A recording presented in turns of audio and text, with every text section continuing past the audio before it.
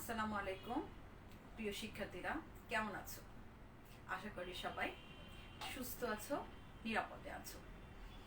আমি নিগার পারভিন, সহকারী অধ্যাপক, উদ্ভিদ বিজ্ঞান বিভাগ, ঢাকা কলেজ, ঢাকা। তোমাদেরকে আমার আজকের এই অনলাইন ক্লাসে স্বাগত জানাচ্ছি। আমার দ্বিতীয় বর্ষের ছাত্ররা, তোমাদের সাথে আজকে আমার ট্যাক্সোনমি অফ এনজিওস্পার্ম ক্লাস, যেটার কোড তোমরা জানো, বোটানি 202। আমরা আলোচনা করছিলাম গুপ্তবীজী উদ্ভিদের যে গোত্র পরিচিতি থেকে আলোচনা করছিলাম যে তোমরা জানো আবৃতবীজী উদ্ভিদ, যেটাকে ম্যাগনোলিওফাইটা একটা বিভাগে রেখে দুইটা শ্রেণী, ম্যাগনোলিওপসিডা এবং লিলিওপসিডা নামক দুইটা শ্রেণীতে ভাগ করা হয়েছে। আমরা একবীজপত্রী যে পরিবারগুলো আছে, গোত্রগুলো আছে, সেগুলো নিয়ে আমরা অলরেডি আলোচনা করেছি। তারই ধারাবাহিকতায় আজকে আমরা দ্বিবীজপত্রী উদ্ভিদের পরিবার নিয়ে জানবো।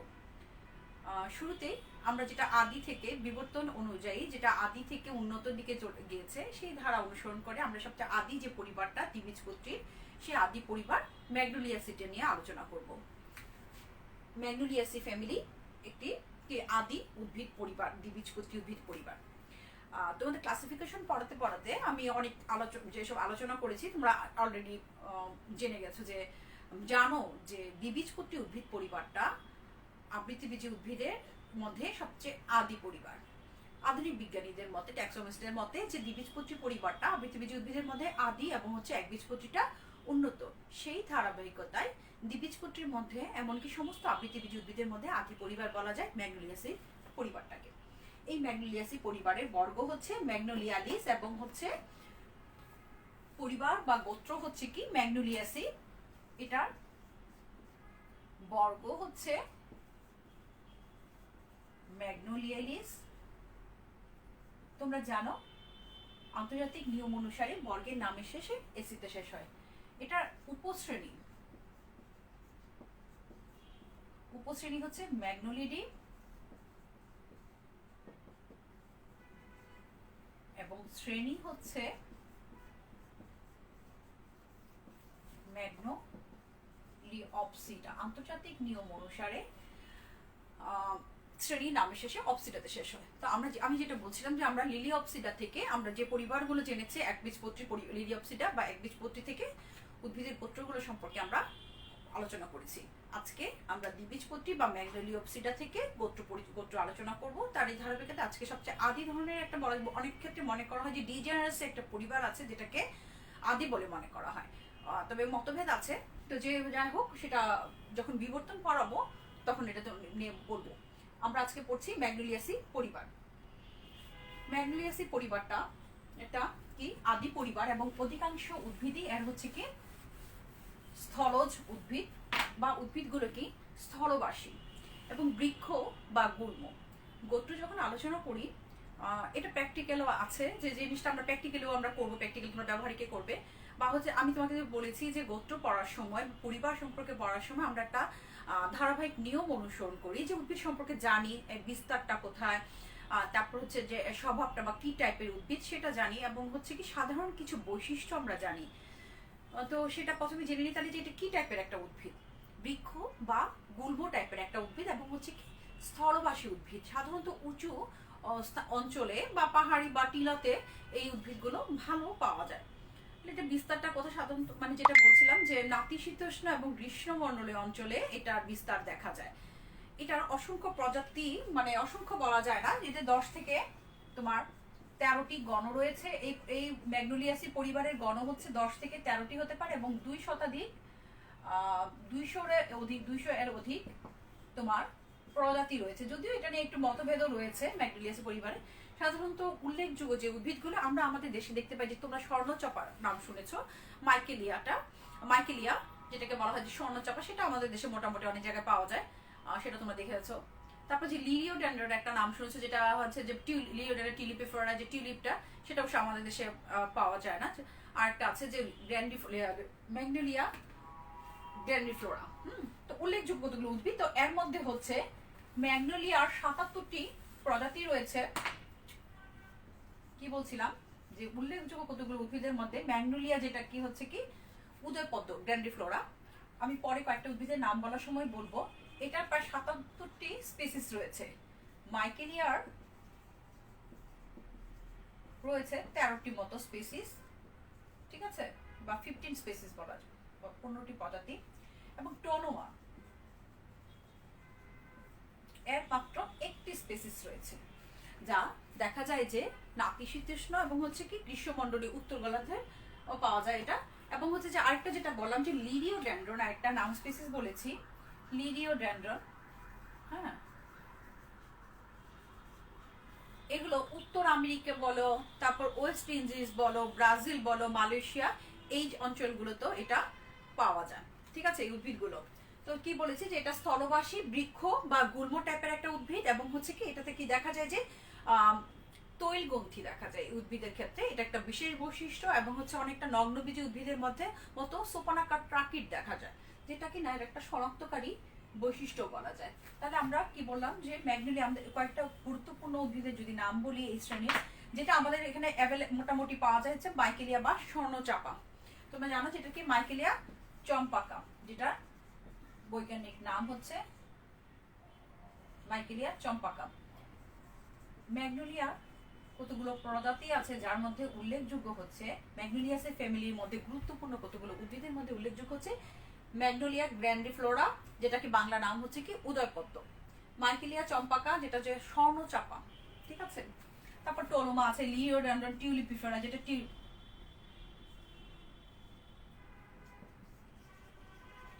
যেটা কিন্তু টিউলিপ নাম। তারপর আছে ম্যাগনোলিয়া হচ্ছে অফিসিনালিস আছে। তারপর আছে হচ্ছে ম্যাগনোলিয়া টেরোকার্পাস। এগুলো হচ্ছে এই গোত্রের বা এই পরিবারের উল্লেখযোগ্য কতগুলো উদ্ভিদ। ঠিক আছে, আমি মুছে দিচ্ছি একটু আলোচনার সুবিধার্থে, মানে আমি আরো কিছু ছবি আঁকবো। আমরা কি বললাম যে এটা জানলাম যে মোটামুটি এটা উত্তর গোলার্ধে পাওয়া যায়, বিভিন্ন পাহাড়ি ইয়াতে উঁচু স্থানের উদ্ভিদ, এটা বৃক্ষ বা গুল্ম টাইপের একটা উদ্ভিদ। এটার সাধারণ বৈশিষ্ট্য যদি বলি যে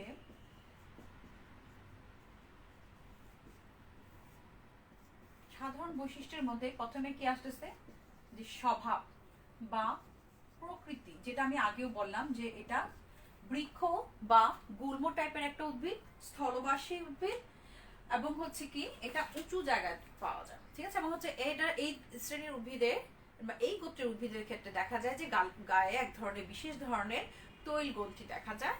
এবং হচ্ছে আরেকটা জিনিস দেখা যায় যে ট্রাকিট দেখা যায়, যে সোপানাক্কা ট্রাকিট দেখা যায়, অনেকটা হচ্ছে কি নগ্নবীজী উদ্ভিদে নেয়। ঠিক আছে, এরপর আসো যে এটা পাতাটা কিরকম। এই উদ্ভিদের ক্ষেত্রে পাতাটা দেখা যায় যে 2 নম্বর যে বৈশিষ্ট্য যদি আমি বলি সাধারণ বৈশিষ্ট্যের মধ্যে পাতা হচ্ছে একান্তর সরল পাতা দেখা যায়, অনেকটা এরকম সরল পাতার মতো। আবার হচ্ছে বা এরকম হতে পারে পাতা দেখা যায়। এবং শিরাবিন্যাসটা যেটা দ্বিবীজপত্রী উদ্ভিদের একটা বৈশিষ্ট্য, যেটা কি জালিকাকার শিরাবিন্যাস দেখা যায়। ঠিক আছে, জালিকাকার শিরাবিন্যাস দেখা যায়। এবং হচ্ছে পাতা অখণ্ড, কিনারা অখণ্ড, কোনো খণ্ড থাকে না কিনারাতে। এবং হচ্ছে একান্তর জিনিসটা নিশ্চয়ই তোমরা বুঝো, বলেছি আগেও। ধরো একটা পাতা এরকম থাকতেছে,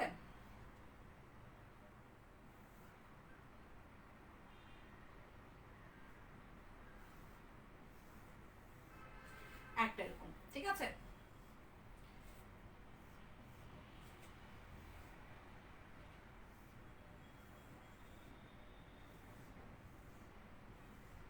এরকম টাইপের, হ্যাঁ, একান্ত পাতা এরকম, একটা এই পাশে একটা এদিকে, এইভাবে যে যেটা হচ্ছে যে পাতাটা হচ্ছে কি সরল একান্ত উপপত্র বিহীন। তারপর হচ্ছে উপপত্র থাকে। এবং হচ্ছে কি আরেকটা জিনিস যেটা কি হচ্ছে যে এই শ্রেণীর একটা বিশেষ বৈশিষ্ট্য হচ্ছে যে পাতার যে উপপত্র গুলো থাকে সেটা অনেকটা কি করে যে শীর্ষ মুকুলটাকে আবর্তন করে রাখে বা ঢেকে রাখে, যেটাতে এই শ্রেণীর উদ্ভিদের ক্ষেত্রে বা এই গোত্রের উদ্ভিদের ক্ষেত্রে দেখা যায় যে একটা বিশেষ বৈশিষ্ট্য, উপপত্র যেগুলো থাকে সেগুলো কি করে শীর্ষ মুকুলকে আবৃত করে রাখে।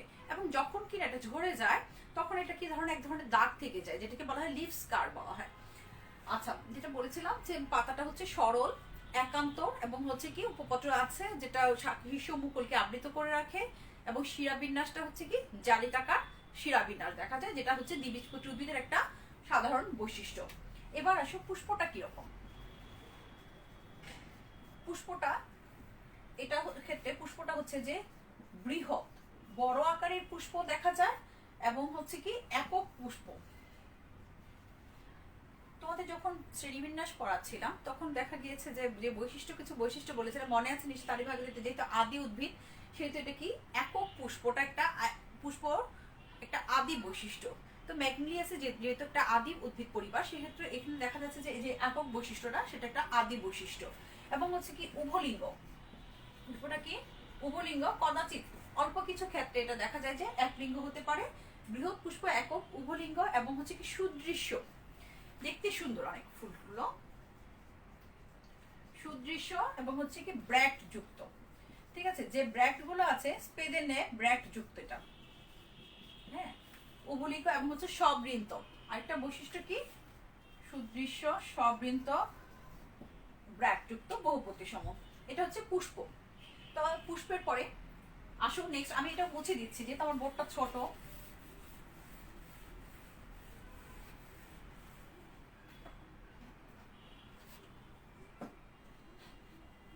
আচ্ছা, এরপর আসো পুষ্প বিন্যাস।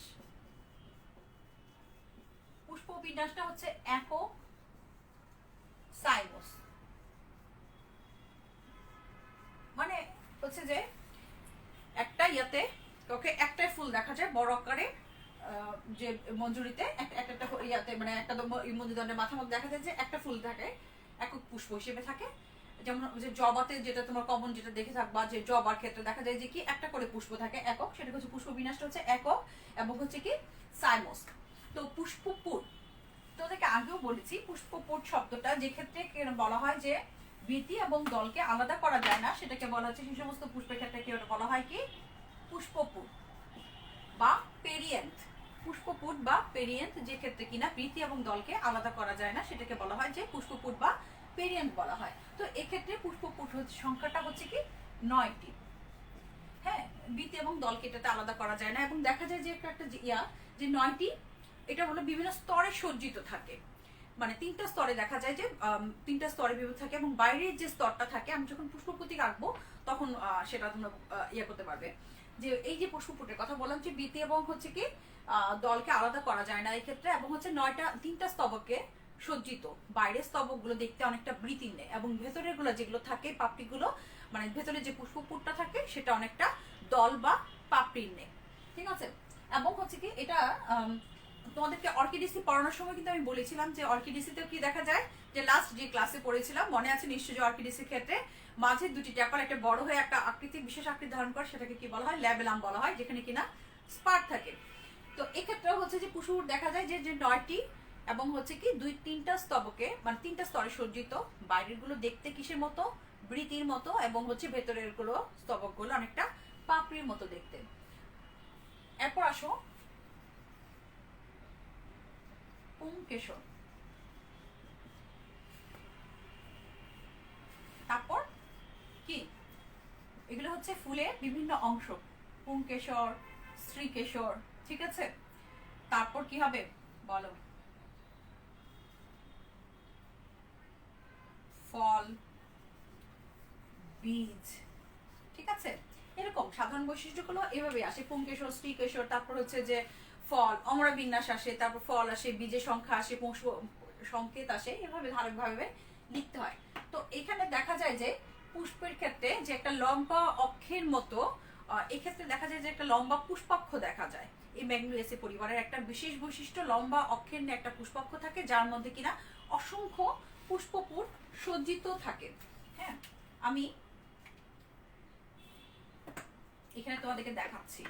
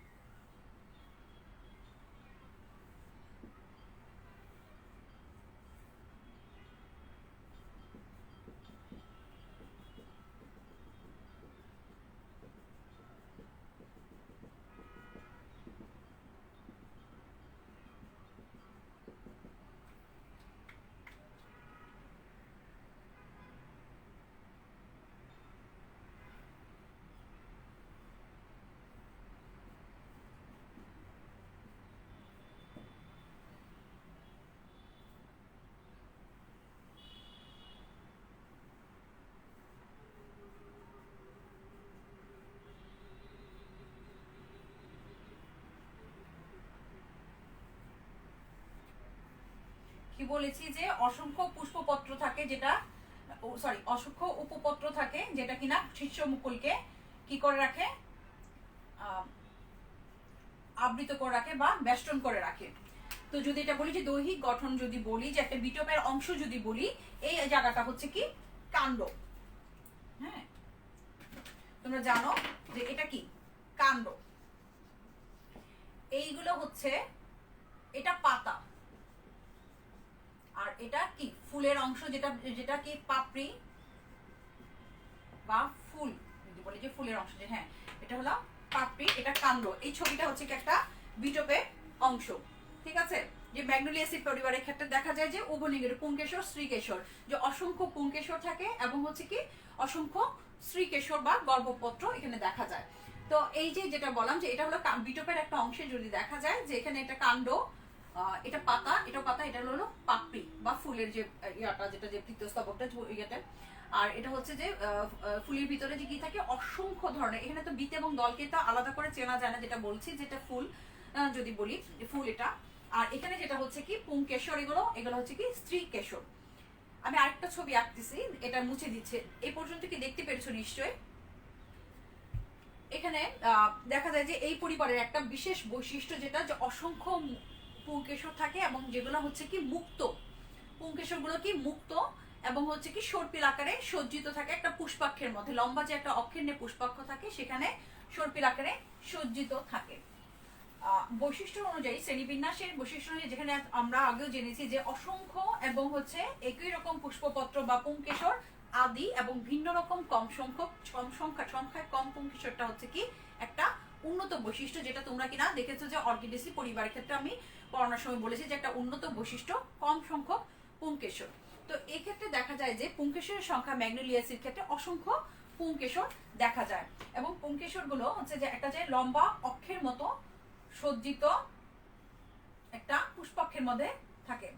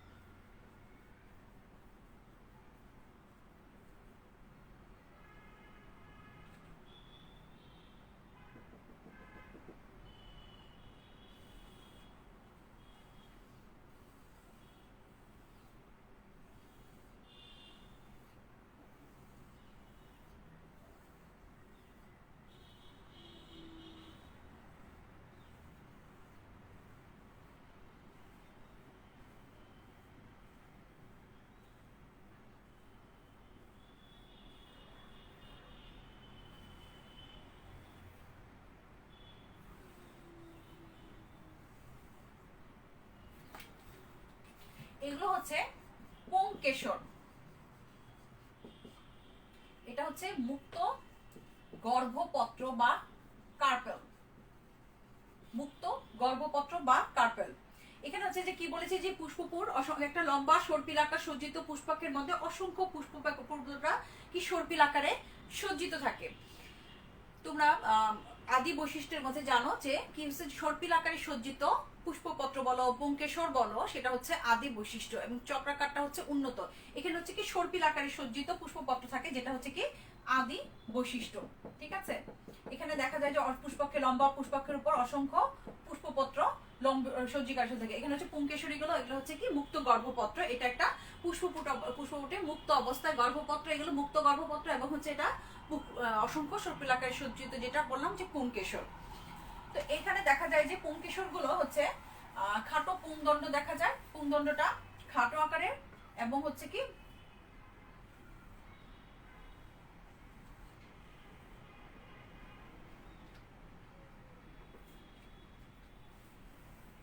দ্বিপ্রকোষ্ঠযুক্ত,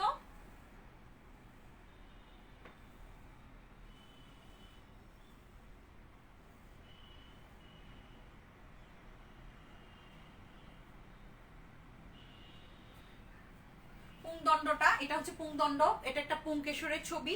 পুংদণ্ডটা এখানে কি হয় খাটো এবং হচ্ছে কি পরাগধানীটা হচ্ছে কি দ্বিপ্রকোষ্ঠ বিশিষ্ট পাদলগ্ন, দলের সাথে লগ্ন হয়ে থাকে, যেটা যে দলে বেজাল যেটা বলা হয় যে পাদলগ্ন, এবং হচ্ছে কি এটা দ্বিপ্রকোষ্ঠ বিশিষ্ট, পরাগধানীটা অন্তর্মুখী। ঠিক আছে, এটা হলো এর একটা পুংকেশরের এটা হলো ম্যাগনোলিয়াসি পরিবারের একটা বিশেষ বৈশিষ্ট্য, যেটা হচ্ছে অসংখ্য পুষ্পপত্র পুংকেশর থাকে এবং সেটা সর্পিল আকারে সজ্জিত, যেখানে এখানে দেখা যায় যে পুংদণ্ডটা অনেক খাটো, পরাগধানীটা হচ্ছে কি অন্তর্মুখী, দ্বিপ্রকোষ্ঠী এবং হচ্ছে কি এটা পাদলগ্ন। ঠিক আছে, এটা এই ক্ষেত্রে একটা বিশেষ বৈশিষ্ট্য। এবার আসো স্ত্রীকেশরের কথা, যেটা বলছিলাম যে এর আগে তো ছবিটা অবশ্য আমি মুছে ফেললাম, যেটা হচ্ছে আমি আরেকটা ছবি এঁকে দেখাচ্ছি তোমাদেরকে।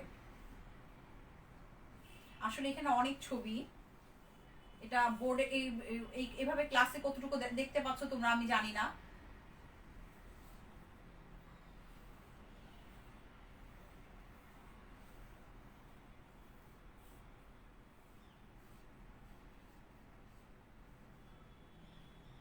এখানে বোর্ডে কতটুকু বোঝা যাচ্ছে আমি আসলে বুঝতে পারছি না। তোমরা ক্লাস শেষে চেষ্টা করবে বই থেকে একটু দেখে নিতে, ঠিক আছে?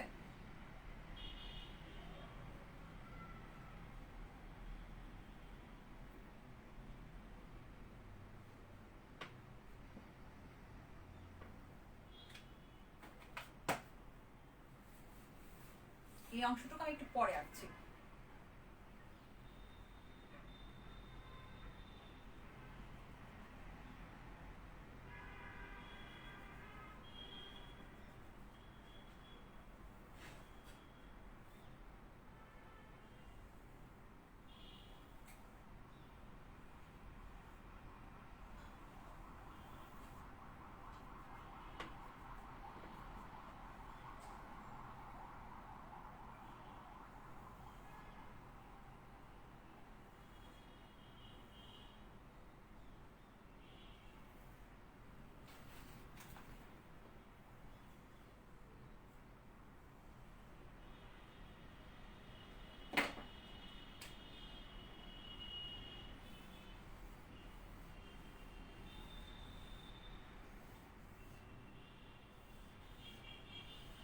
আমি দুইটা কালার দিয়ে করছি যাতে তোমরা সহজেই এটা বুঝতে পারো।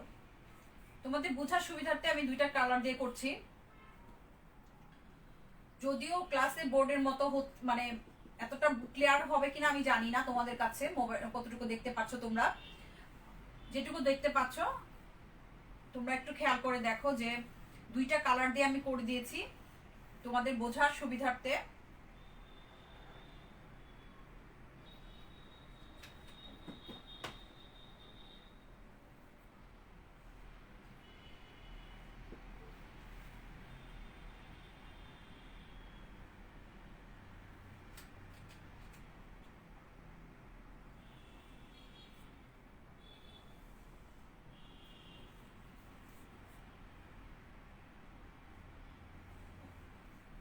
এটা হচ্ছে অক্ষ, ঠিক আছে? এটা অক্ষ, এটা হচ্ছে ট্যাপাল, এটা গর্ভপত্র,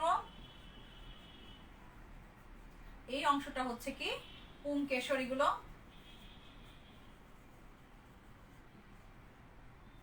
এটা হচ্ছে একটা পুষ্পের যদি লম্বচ্ছেদ বলি, ম্যাগনোলিয়াসির পরিবারের যে একটা বিশেষ উল্লেখযোগ্য উদ্ভিদ আছে ম্যাগনোলিয়া গ্র্যান্ডিফ্লোরা, সেটার পুষ্পের লম্বচ্ছেদ।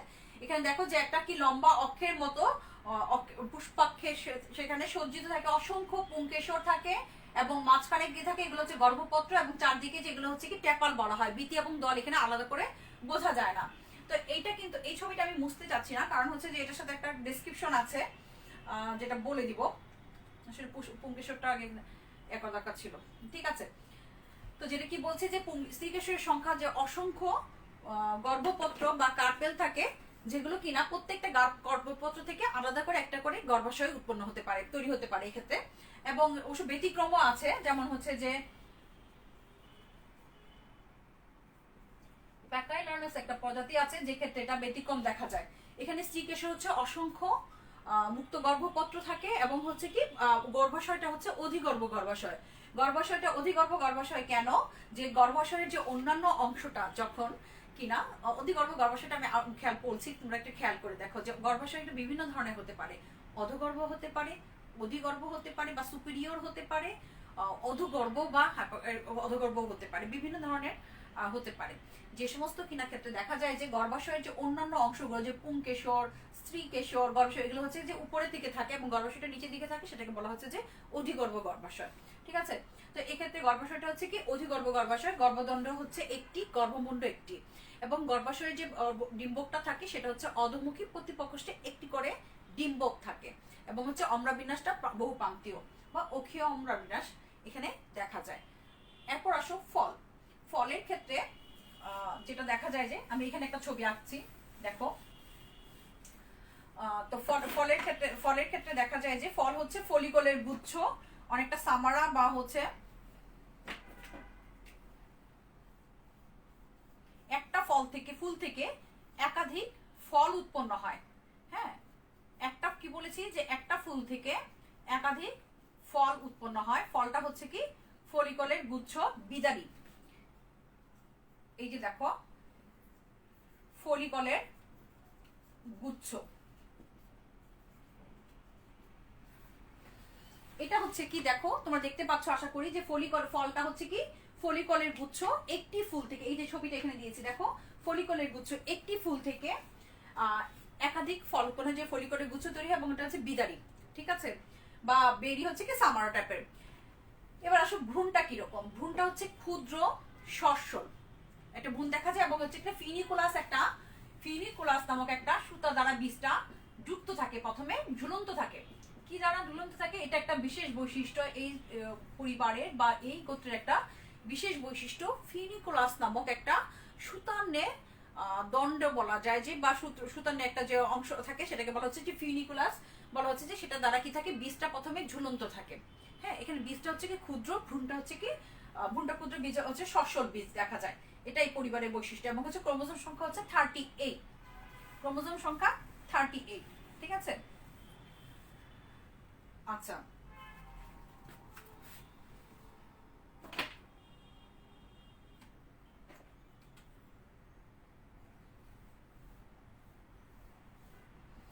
আচ্ছা, এই ছবিটা আমি রাখতে চাচ্ছি, যদিও কতটা ক্লিয়ার আমি জানি না। এখানে আরেকটা জিনিস আছে, এই হলো যেটা সাধারণ বৈশিষ্ট্য যেটা বললাম, যে সেটা এই পর্যন্ত আছে, যে এটা এই পরিবারের ক্ষেত্রে এটা কি হচ্ছে কি ম্যাগনোলিয়াসি পরিবারের সাধারণ বৈশিষ্ট্য। এবার আসো আমরা আরেকটা অংশ পড়ি, যেটা হচ্ছে কি শনাক্তকারী বৈশিষ্ট্য। এই উদ্ভিদ পরিবারের কিছু শনাক্তকারী বৈশিষ্ট্য আসে। তোমাদেরকে আমি আগেই বলেছি যে পরীক্ষার সময় তোমাদের কি টাইপের প্রশ্ন আসে সেটা আমি প্রতি ক্লাসের সময় বলে দিই, যে এই গোত্রগুলো থেকে সাধারণত আসে হচ্ছে কি তোমার শনাক্তকারী বৈশিষ্ট্য আসতে পারে, এবং হচ্ছে কি এটা আরেকটা গুরুত্বপূর্ণ প্রশ্ন এই চ্যাপ্টার থেকে আসে, যেটা হচ্ছে কি ম্যাগনোলিয়াসি পরিবারটাকে কেন আদি বলা হয়, বা বিবর্তনের দিক থেকে ম্যাগনোলিয়াসি পরিবারের যে আদি বৈশিষ্ট্যগুলো আছে সেগুলো উল্লেখ করো। এইটা এই চ্যাপ্টার থেকে মানে এই পরিবারটা থেকে একটা আসার মতো একটা উল্লেখযোগ্য প্রশ্ন হচ্ছে যে আদি বৈশিষ্ট্য বা কেন আদি বলা হয় এই গ্রুপটাকে, ম্যাগনোলিয়াসি পরিবারটাকে দ্বিবীজপত্রীর মধ্যে আদি বলার কারণ কি।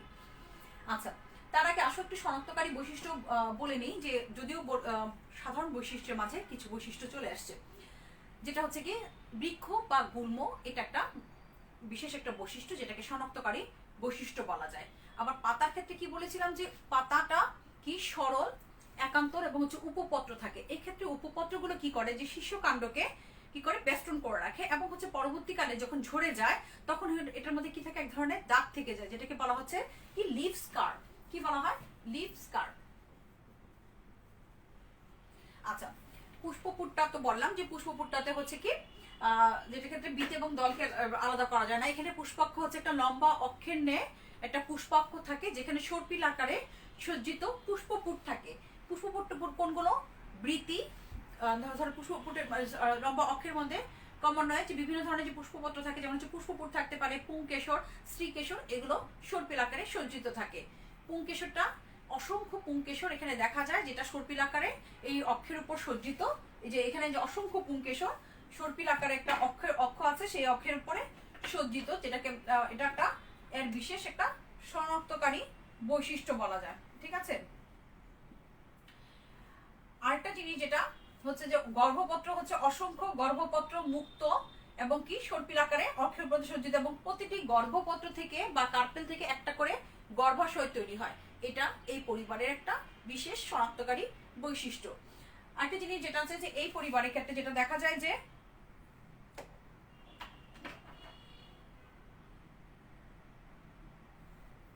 ফলটা একটা ফুল থেকে ফলিকলের গুচ্ছ, অনেকগুলো ফলের গুচ্ছ তৈরি হয়, একটা ফুল থেকে ফলিকলের গুচ্ছ বের হয়, এবং ভ্রূণটা হচ্ছে কি ক্ষুদ্র বীজ সস্যল এবং হচ্ছে ফিউনিকুলাস দ্বারা অংশের দণ্ডের মতো একটা অংশ নিয়ে সুতার নিয়ে একটা অংশ দ্বারা এটা কি প্রথমে ঝুলন্ত থাকে। এই হচ্ছে মোটামুটি এই পরিবারের শনাক্তকারী বৈশিষ্ট্য। এবার আসো যেটা বলছিলাম যে কেন এটাকে বলা হয় যে আদি বলা হয় বা এটা ফাইলোজেনি। এই পরিবারের যেটা ম্যাগনোলিয়াসি পরিবারের উদ্ভিদের ফাইলোজেনি বা বিবর্তন, বিবর্তনের দিক থেকে এই পরিবারটা একটা গুরুত্বপূর্ণ পরিবার, এই ম্যাগনোলিয়াসি পরিবারটা। কারণ অনেক বিজ্ঞানী মনে করে যে এটা দ্বিবীজপত্রীর একটা আদি পরিবার। হ্যাঁ, অনেক বিজ্ঞানী, যে তোমরা শ্রেণীবিন্যাস যখন পড়িয়েছি, ধরো বেসিস শ্রেণীবিন্যাস পড়েছো, তাক্তাজান, কনকুইস্ট, হাকিনসন, ওখানে দেখা গিয়েছে যে এক এক বিজ্ঞানী এক একভাবে এটাকে মত প্রকাশ করেছে। তারা বলেছেন যে কোনো কোনো বিজ্ঞানীর মতে, মানে অধিকাংশ বিজ্ঞানীর মতে ম্যাগনোলিয়াসি পরিবারটা দ্বিবীজপত্রীর একটা আদি পরিবার।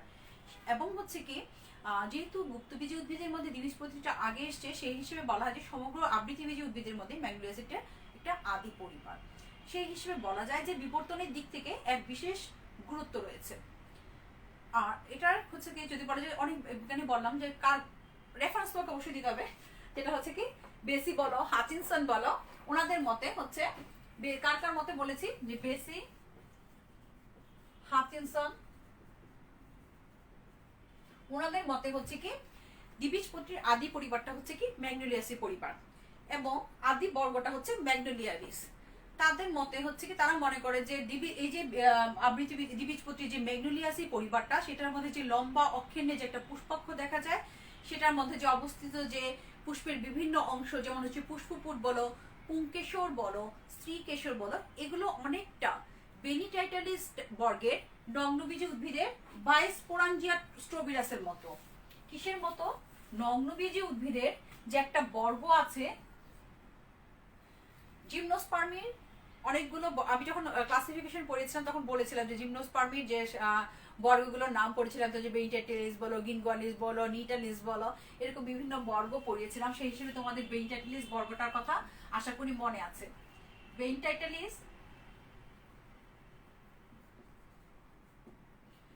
নগ্নবীজী উদ্ভিদের একটা গুরুত্বপূর্ণ, একটা উল্লেখযোগ্য একটা বর্গ। সেই বেইটাটিলিস বর্গের যে বাইস্পোরাঞ্জিয়েট স্ট্রোবিলাস, বাইস্পোরাঞ্জিয়েট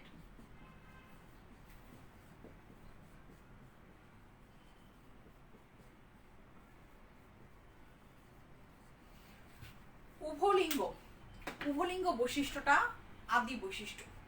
এই যে উভলিঙ্গ বা বাইস্পোরাঞ্জিয়াট স্ট্রোবিলাস, উভলিঙ্গ ধরনের যেটা পুষ্পের যে বাইস্পোরাঞ্জিয়াট স্ট্রোবিলাস থেকে এই ম্যাগনোলিয়াসি পরিবারের উৎপত্তি বা উদ্ভব হয়েছে বলে অনেক বিজ্ঞানী মনে করেন। বিশেষ করে বেসি এবং হাচিনসন, তাদের মতে হচ্ছে এই যে দ্বিবীজপত্রী ম্যাগনোলিয়াসি পরিবারটা, সেটা আসছে হচ্ছে কি নগ্নবীজী উদ্ভিদের যে একটা বর্গ আছে বেইটাটিলিস বর্গ, সেই বেইটাটিলিস বর্গের বাইস্পোরাঞ্জিয়াট উভলিঙ্গ পুষ্প ধারণকারী বাইস্পোরাঞ্জিয়াট, যেটা বলা হয় যে বাইস্পোরাঞ্জিয়াট স্ট্রোবিলাস থেকে এসছে।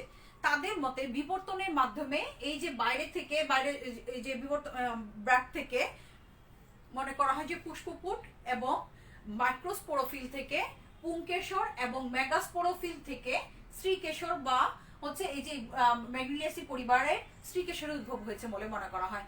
কোনটা থেকে বলেছি যে ম্যাগনোলিয়াসি পরিবারটা আদি, এবং হচ্ছে নগ্নবীজী উদ্ভিদের যে বেইটাটিলিস বর্গ আছে, সেই বর্গের বাইস্পোরাঞ্জিয়াট স্ট্রোবিলাসধারী উদ্ভিদের সাথে এটা সাদৃশ্য পাওয়া গিয়েছে।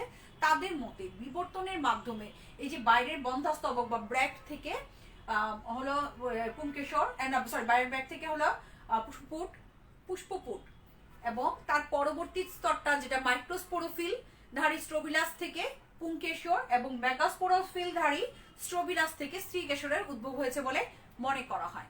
এটা আধুনিক বিজ্ঞানীদের মতে তারা এটা মনে করেন যে এইভাবে বিবর্তন ঘটেছে, যে নগ্নবীজী থেকে দ্বিবীজপত্রীর উদ্ভব হয়েছে। তো সেই হিসেবে তাহলে বলা যায় কি যে এটার তাহলে আদি বৈশিষ্ট্যগুলো কোনগুলো?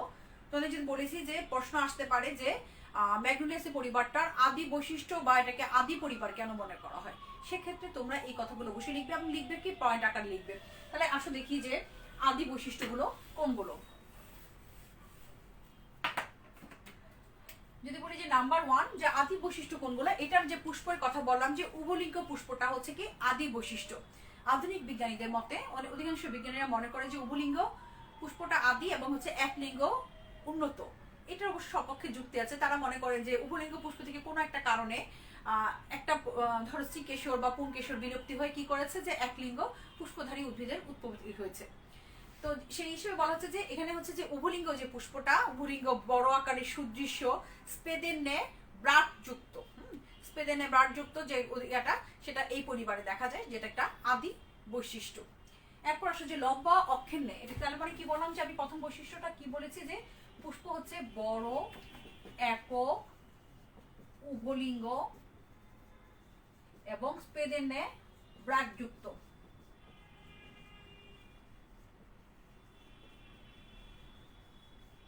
যেটা কিনা একটা আদি বৈশিষ্ট্য। এরপর আসো 2 নম্বরে কি বলেছি যে পুষ্পপুট দেখা যায়, যে লম্বা অক্ষের মতো সজ্জিত, এই যে একটা লম্বা অক্ষের মতো যে একটা অংশ আছে সেটা পুষ্পাক্ষ, এটাকে বলা হচ্ছে অক্ষ বা পুষ্পাক্ষ। পুষ্পের যে অক্ষটা সেখানে কি থাকে যে পুষ্পপুট গুলা সর্পির আকারে সজ্জিত, বিভিন্ন ধরনের পুষ্পপত্র সর্পির আকারে সজ্জিত থাকে। কি কি পুষ্পপত্র থাকে? পুষ্পপুট থাকে এই অক্ষের মধ্যে, পুষ্পপুট রয়েছে বা টেপা যেটাকে বলা হচ্ছে, যে তারপর হচ্ছে পুংকেশর, শ্রীকেশর বা গর্ভপত্র, এগুলো সর্পিল আকারে সজ্জিত রয়েছে, যেটা কিনা একটা আদি বৈশিষ্ট্য। এরপর আসো যে পুংকেশরের কথা, যেটা বললাম যে অসংখ্য পুংকেশর কি এখানে থাকে যে সর্পিল আকারে সজ্জিত, এই অক্ষের উপরে সর্পিল আকারে সজ্জিত থাকে কি অসংখ্য পুংকেশর থাকে সজ্জিত এই অক্ষের উপরে। এবং এইগুলোতে হচ্ছে কি যে এই পুংকেশর গুলো তোমার হচ্ছে কি বলেছি যে পুংদণ্ডটা খাটো থাকে, তারপর হচ্ছে পাদলগ্ন, অন্তর্মুখী, এই বৈশিষ্ট্যগুলো এটাতে দেখা যায়। শ্রীকেশরের ক্ষেত্রেও দেখা যায় যে প্রত্যেকটা অসংখ্য গর্ভপত্র, মুক্ত গর্ভপত্র দেখা যায় সর্পিল আকারে সজ্জিত, যেটা হচ্ছে যে এই গর্ভপত্র প্রতিটা গর্ভপত্র থেকে আলাদা করে একটা করে গর্ভাশয় উৎপন্ন হয়। ব্যতিক্রম আছে যে প্যাকাইলার্নেক্স নামক একটা প্রজাতি আছে, যেখানে দেখা যায় যে এই ব্যতিক্রমটা দেখা যায়, মানে গর্ভপত্র থেকে আলাদা থেকে প্রতিটা থেকে, যেটা বললাম যে প্রতিটি গর্ভপত্র থেকে আলাদা করে গর্ভাশয় তৈরি হয়, সেটা এই ক্ষেত্রে ব্যতিক্রম। এরপর আরেকটা বৈশিষ্ট্য কি বলেছি যে এই ক্ষেত্রে দেখা যায় যে যে বৈশিষ্ট্যগুলোর মধ্যে বললাম যে আবার হচ্ছে যে ফুল, এই যে বৈশিষ্ট্যটা যেটা যে আমরা প্রতিটা ইয়াতে গর্ভাশয় হচ্ছে কি এক প্রকোষ্ঠী গর্ভাশয়, এবং ডিম্বক গুলো যেটা থাকে প্রতি প্রকোষ্ঠে একটি করে ডিম্বক থাকে। ডিম্বক গুলো হচ্ছে কি অধমুখী ডিম্বক এখানে দেখা যায়। এবং যে ফিউরিকুলাস যে অংশটা বলেছি, যেটা দ্বারা বীজগুলো যুক্ত থাকে। তো আরেকটা জিনিস যেটা যে এখানে যে বৈশিষ্ট্যগুলো দেওয়া আছে, যে এই যে এই আদি এই বৈশিষ্ট্যগুলো এই সবগুলো, এবং হচ্ছে আরেকটা জিনিস যেটা নগ্নবীজী উদ্ভিদের ক্ষেত্রে দেখা যায়, যেটা কিনা হচ্ছে যে সোপানাকার পিঠ যুক্ত ট্রাকিডের উপস্থিতি দেখা যায়, যেটা নগ্নবীজী উদ্ভিদের একটা বিশেষ বৈশিষ্ট্য। সেই বৈশিষ্ট্যটা এই ম্যাগনোলিয়াসি পরিবারে দেখা যায়। কি বলেছি যে সোপানাকার পিঠ যুক্ত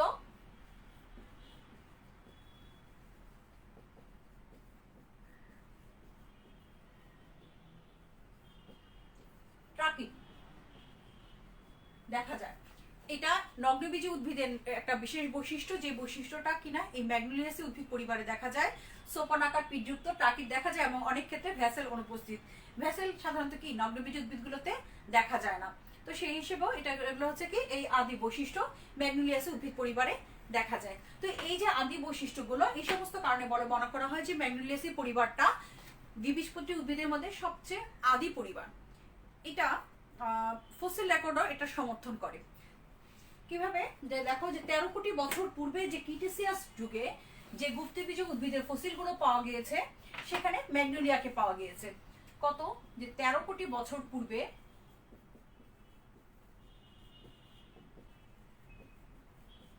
ক্রিটেসিয়াস যুগে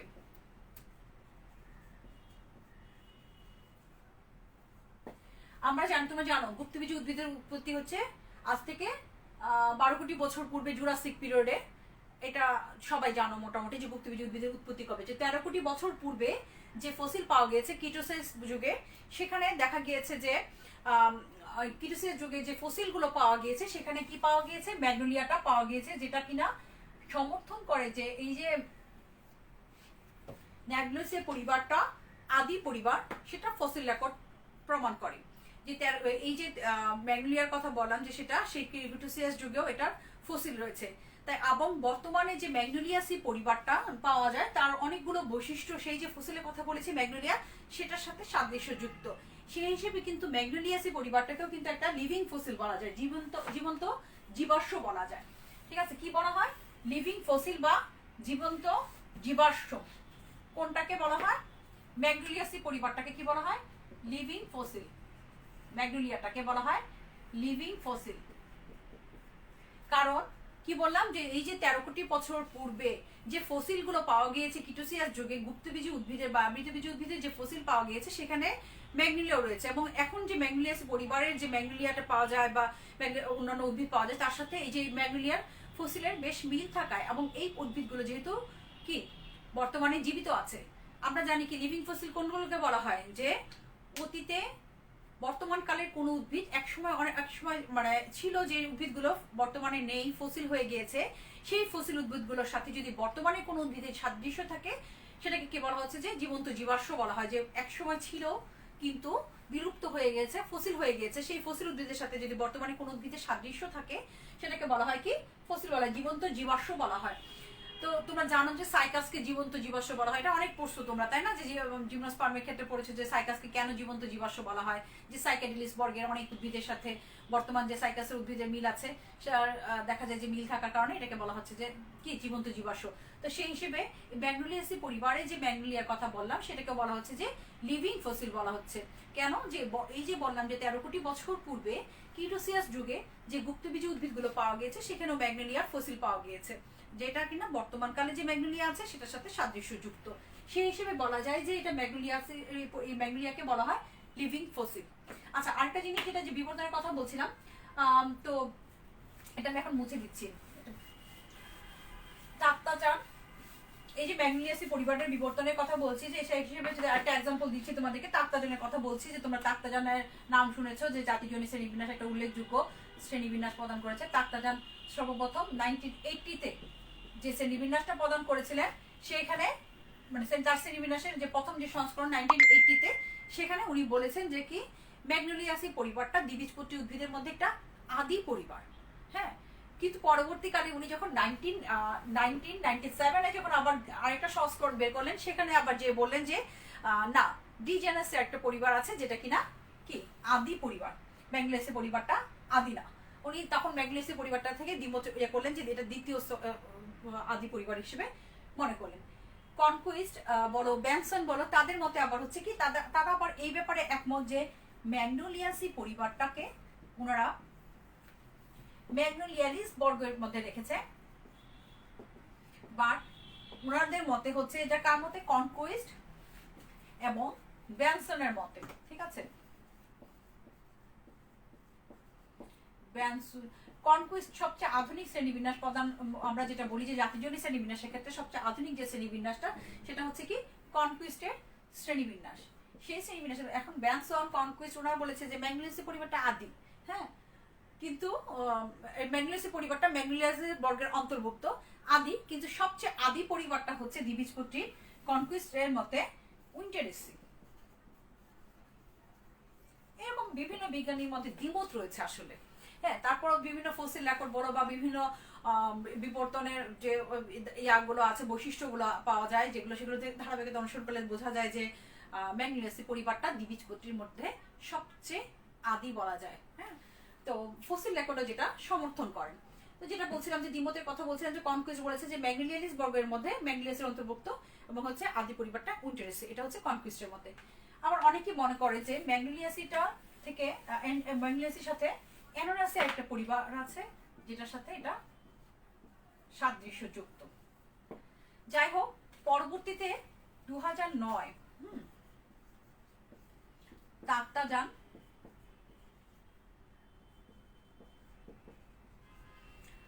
ডিজেনারেসি নামক একটা পরিবারকে বলেছে দ্বিবীজপত্রীর আদি পরিবার বলেছে। ঠিক আছে, তখন তিনি বলেন যে না, ম্যাগনোলিয়াসি পরিবারটা আদি না, আদি হচ্ছে কি ডিজেনারেসি পরিবারটা। তো এরকম আর কি মতভেদ রয়েছে বিজ্ঞানীদের। যাই হোক, এই ফসিল রেকর্ড বা সবকিছু বলো যে যে বললাম যেটা যে ফসিল পাওয়া গিয়েছে, যে ফসিল রেকর্ড অনুযায়ী বা বিবর্তনের মতবাদ অনুযায়ী অধিকাংশ বিজ্ঞানীদের মতেই হচ্ছে কি ম্যাগনোলিয়াসি পরিবারটা আদি, এবং হচ্ছে কি ওই যে যেটা বললাম যে বেন্টেটলিস জাতীয় নগ্নবীজী উদ্ভিদের উভলিঙ্গ স্ট্রোবিলাসধারী বা বাইস্পোরাঞ্জিয়েট স্ট্রোবিলাস থেকে সাদৃশ্যযুক্ত এবং বিবর্তনের মাধ্যমে বাইরের যে বন্ধাস্তবক যেটা যে ব্র্যাক থেকে কি হয়েছে পুষ্পপুট, এবং মাইক্রোস্পোরাস স্পোরোফিল ধারণকারী স্ট্রোবিলাস থেকে হয়েছে পুংকেশর, এবং হচ্ছে মেগাস্পোরাস ফিল ধারণকারী স্ট্রোবিলাস থেকে হয়েছে স্ত্রীকেশর। এইটা এই যে মতবাদটা দিয়েছে এটাতে কিন্তু বোঝা যায় যে ম্যাগনোলিয়াসি পরিবারটা আদি পরিবার। এবং হচ্ছে তোমরা যেটা গুপ্তবীজী উদ্ভিদের যখন আমি উৎপত্তি এবং অভিব্যক্তি পড়িয়েছিলাম একদম প্রথম দিকের ক্লাস, সেখানেও বলেছিলাম যে এই যে বৈশিষ্ট্যগুলা যে বেন্টেটলিস জাতীয় নগ্নবীজী উদ্ভিদের উভলিঙ্গ স্ট্রোবিলাসধারী বা স্পোরাঞ্জিয়েট স্ট্রোবিলাস থেকে বিবর্তনের মাধ্যমে দ্বিবীজপত্রী উদ্ভিদের র্যানলিস বর্গের বা ম্যাগনোলিয়ালিস বর্গের যে ম্যাগনোলিয়াসি পরিবারটার উদ্ভিদ হয়েছে সেটা সম্পর্কে আমি আমার মনে হয় তোমার অনেক আগে ধারণা দিয়েছি, যেটা তোমরা আগে একদম প্রথম দিকের ক্লাসে বলেছিলাম দ্বিবীজপত্রী উদ্ভিদের মধ্যে। সেই হিসেবে বলা যায় আসলে ম্যাগনোলিয়াসি পরিবার পড়ছি, বলা যায় যে দ্বিবীজপত্রী উদ্ভিদের মধ্যে একটা আদি পরিবার, এবং হচ্ছে কি এটাকে আদি বলার যে কারণগুলো বললাম তোমরা সেটা পড়বে, প্রশ্ন প্রায়ই আসে এই কথাটা যে ম্যাগনোলিয়াসি পরিবারটাকে আদি বলা হয় কেন। এটা পড়লে তোমাদের যেটা বললাম যে যে গুপ্তবীজী উদ্ভিদের উৎপত্তি এবং অভিব্যক্তি লিখো সেটা সেটা তোমরা লিখতে পারবে, ঠিক আছে। তো যাই হোক আজকে এই পর্যন্ত থাক। আজকে একটা উদ্ভিদ পরিবার নিয়ে আলোচনা করলাম, নেক্সট আরেকটা উদ্ভিদ পরিবার নিয়ে আলোচনা করবো এভাবে। যাই হোক সিলেবাস প্রায় শেষের দিকে চলে আসছি। আমার মনে হয় সেকেন্ড ইয়ারের সবগুলো টিচার আমরা সব টিচারই সম্ভবত সিলেবাসের শেষ একদম অনেকে শেষ হয়ে গিয়েছে এবং দু একটা হয়তো বাকি আছে। আমাদের ক্লাসগুলো তোমরা কতটা অ্যাটেন্ড করতে পারছো আমি জানি না, কিন্তু এইটুকু মাথায় রেখো যে পরীক্ষা যথারীতি হবে। যখন একটু প্যান্ডেমিক অবস্থা সিচুয়েশনটা যখন একটু কন্ট্রোলে আসবে, তোমাদের ফর্ম ফিল আপ হওয়ার কথা ছিল, আমাদের নলেজে আছে তোমাদের রেজাল্ট দেওয়া হয়নি, রেজাল্ট নিয়ে অনেকে ডিপ্রেস হয়ে আছো।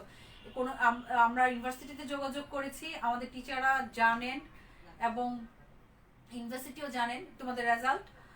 সেটা আমি তোমাদেরকে এখানে বলার আসলে কথা না, তারপর বলছি যেহেতু অনেকে হয়তো দেখে থাকবে ক্লাস ইয়াতে, যেটা হচ্ছে যে রেজিস্টার বিল্ডিং এ তোমাদের রেজাল্ট কমপ্লিট করে পাঠানো হয়েছে, ওখানে যাচাই বাছাই শেষে তোমাদের রেজাল্টটা খুব শীঘ্রই হয়তো পাবলিশ করা হবে। এই করোনা লকডাউনের কারণে হয়তো একটু দেরি হচ্ছে, এবং যখনই তোমাদের রেজাল্ট দিবে ফর্ম ফিল আপের ডেট দেওয়া হলে সময় তোমরা অবশ্যই পাবে, সেই হিসেবে ফর্ম ফিল আপ করা হবে। তাই বলে রেজাল্টে আসে বসে থেকে ক্লাসগুলো থেকে তোমরা ক্লাসগুলো অ্যাটেন্ড করবে না, সেই ভুলটা করো না, ঠিক আছে। ক্লাসগুলো দেখো, তোমাদের জন্য তোমাদের পরীক্ষা দিতে হবে। সবচেয়ে বড় কথা হচ্ছে পরীক্ষা দিতে হবে এবং পরেই কিন্তু পরীক্ষা দিতে হবে, ঠিক আছে। আজকে এই পর্যন্ত থাক, নেক্সট ক্লাসে নেক্সট একটা টপিকস নিয়ে আলোচনা করব। সেই পর্যন্ত তোমরা ভালো থাকো, সুস্থ থাকো, সবার জন্য শুভকামনা। আল্লাহ হাফিজ।